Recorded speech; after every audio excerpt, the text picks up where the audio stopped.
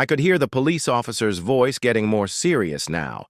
He told Karen that the neighbors had reported a funeral, not a party, and that it was disrespectful and unacceptable to carry on like this. She rolled her eyes, claiming she had every right to enjoy her yard and that she didn't believe in mourning in silence. The officer explained that this wasn't about her beliefs. It was about respect for someone who had passed and the grieving family left behind. At that moment, my sister came outside. She was shaking with anger. She told Karen that if she had any humanity at all, she would stop the music and let us finish saying goodbye in peace. Karen crossed her arms and said she wouldn't turn off the music, but maybe she could lower it a little, as if that was some sort of generous compromise. The officer sighed, clearly realizing she wasn't going to cooperate easily. He stepped into her yard, turned off her speaker himself, and told her to consider the legal consequences if she restarted it. The sudden silence felt almost unreal. For the first time that day, I could hear the soft rustle of leaves and the quiet murmurs from my family. We all tried to pick up where we left off, but the emotional damage had already been done. The moment of sacred stillness, the chance to speak my final goodbyes, had been shattered. Later that evening, after everyone had gone, my sister sat by my grave in the backyard for a while. She whispered apologies for what had happened, telling me she had wanted my farewell to be filled with love and peace. I wanted to tell her it wasn't her fault, that the bond we shared didn't need the perfect setting to remain strong, but she couldn't hear me. I just hoped she could feel me there, listening. From my side, I could still see Karen in her yard, annoyed that her fun had been interrupted, not realizing how deeply her actions had hurt.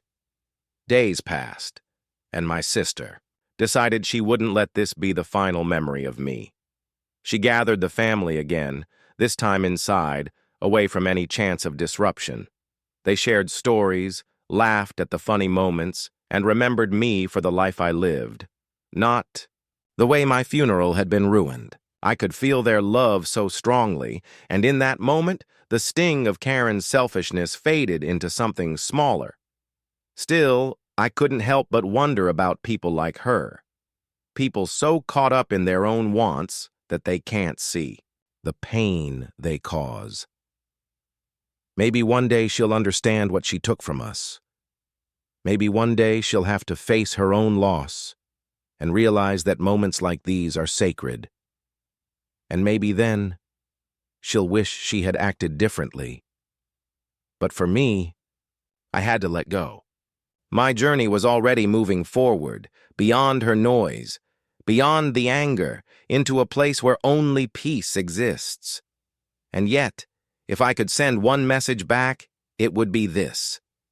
Kindness costs nothing, but its absence can leave wounds that never fully heal. In life and in death, respect is a gift we can all give. I just wish she had known that before the day she decided to throw a party in my backyard during my funeral. I could still hear the music pounding like a drumbeat that mocked my silence. Even in death, it was impossible to escape her. My family was supposed to be grieving, supposed to be sitting together, sharing stories about me, remembering the life I lived. But instead, their voices were drowned out by Karen's guests, who laughed as if they were at a summer carnival. It wasn't just the noise.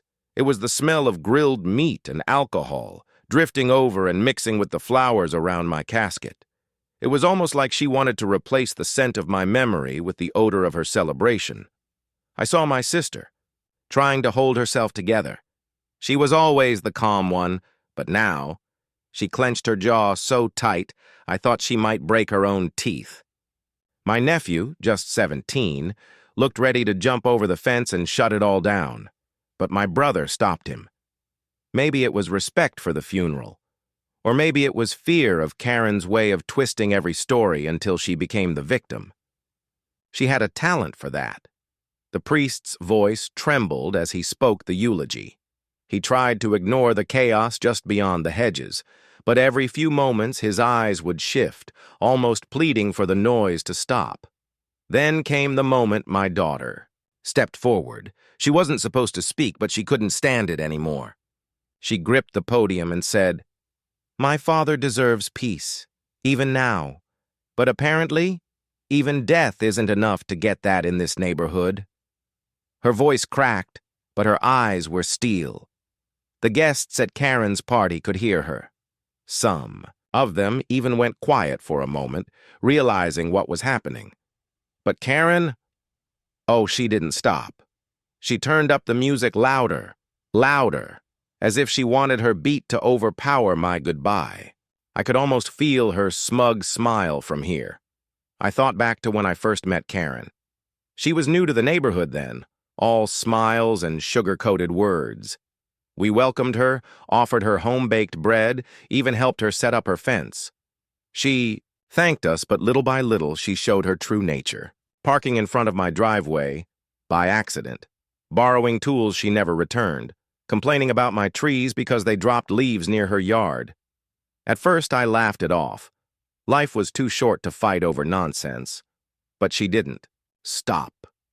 Then came the time she held a yard sale, using my lawn, without asking.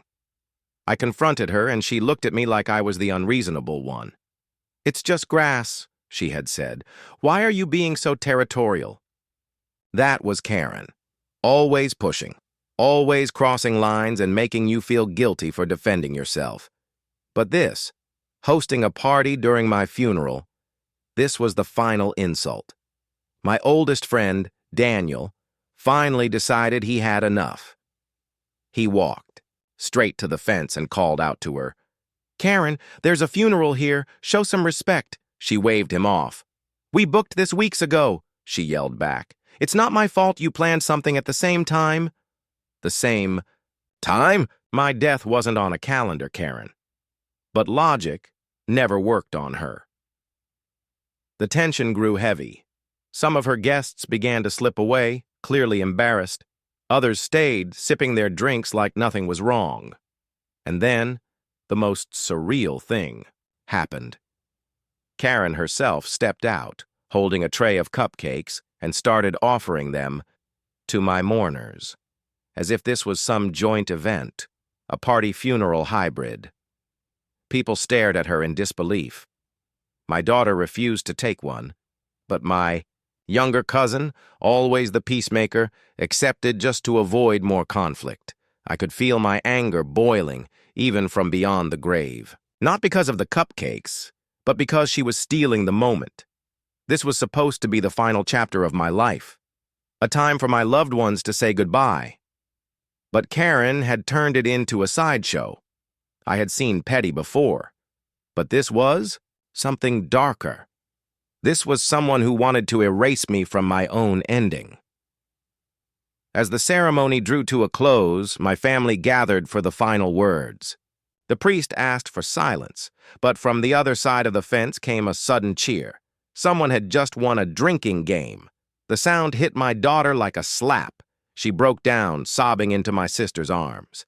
Daniel clenched his fists so tight, his knuckles turned white.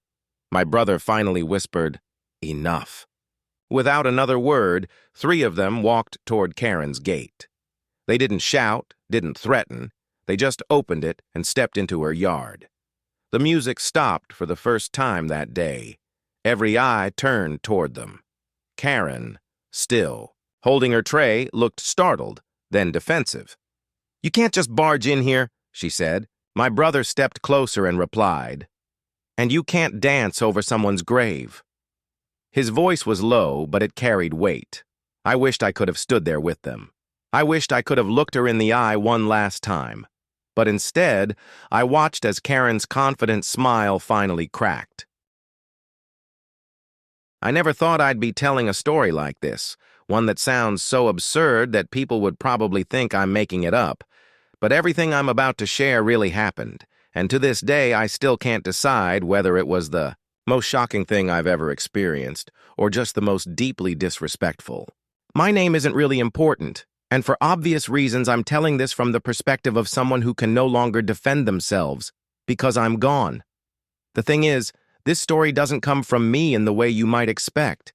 It comes from the people who were there, the people who watched it all unfold, and those who could not believe what they were seeing. Imagine passing away, and while your friends and family gather to say goodbye, someone decides it's the perfect time to turn your home into a place for laughter, loud music, and cheap wine. That's exactly what Karen did. Karen wasn't a stranger to me. She was my neighbor for years, the type of person who always had to be the center of attention. She had that fake smile that never reached her eyes, the kind that makes you feel like she's sizing you up while pretending to be friendly. Over the years, we had small disagreements about property lines, parking spots, and whether her cats were using my garden as their personal litter box. Nothing too dramatic, but it built a history between us. The truth is, I never imagined she would go this far. It's one thing to be a difficult neighbor when you're alive.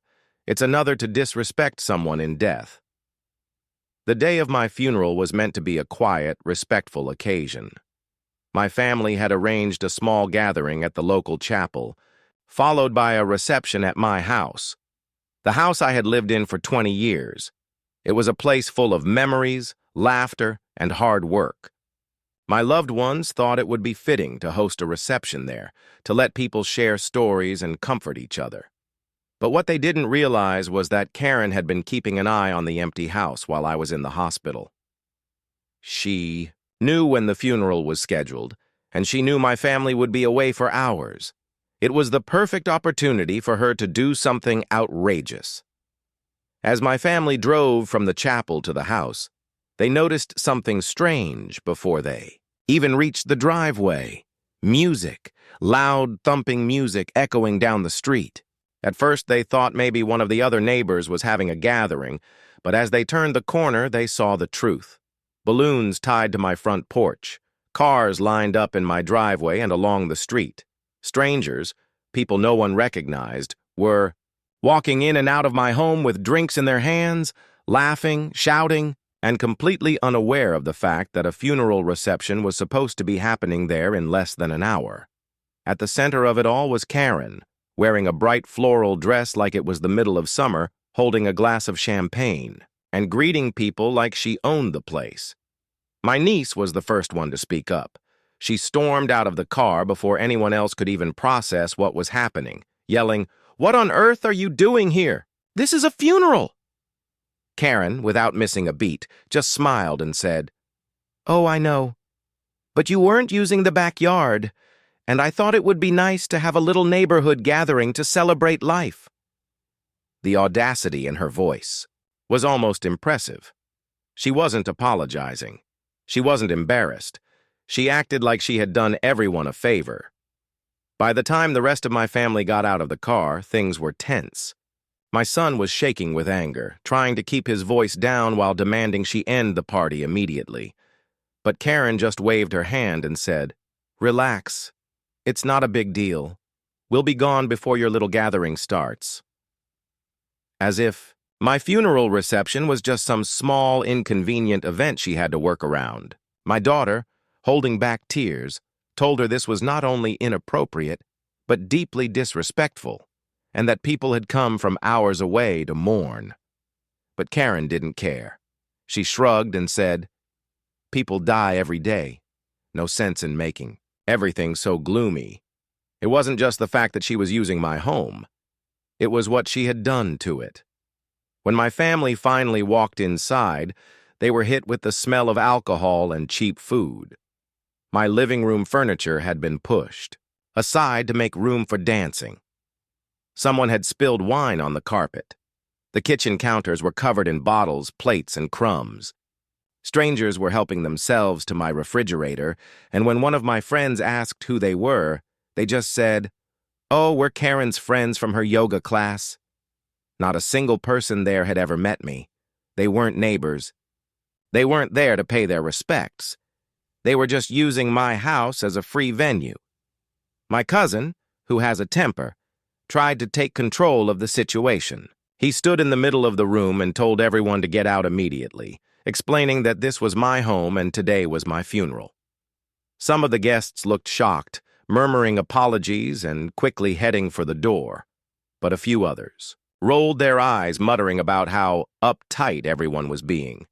Karen, however, didn't move. She just sipped her drink and said, "Well, if you wanted privacy, you should have locked the door." That comment was the breaking point for my son, who threatened to call the police right then and there. The thing is, Karen had actually planned this. Later, my sister found out that she had invited people days in advance, telling them it would be a backyard bash to celebrate a neighbor's life. She never mentioned that the neighbor was me or that the family would be coming back for an actual funeral reception.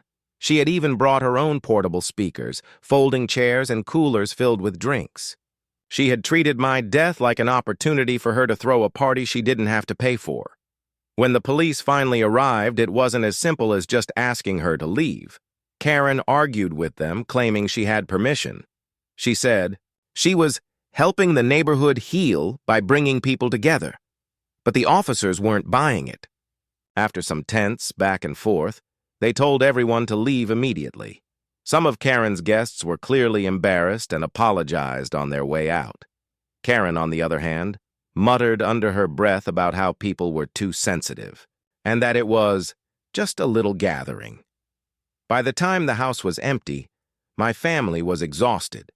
The backyard was littered with plastic cups, food wrappers, and cigarette butts. The kitchen was a mess. The living room smelled like beer, and the carpet had new stains that might never come out. Instead of spending the afternoon sharing memories and finding comfort in each other's company, they spent hours cleaning up after a party they didn't invite, thrown by a woman who seemed incapable of shame. That day, my funeral became a story no one would forget, not because of the speeches or the flowers, but because Karen decided that my death was her chance to have fun at my expense.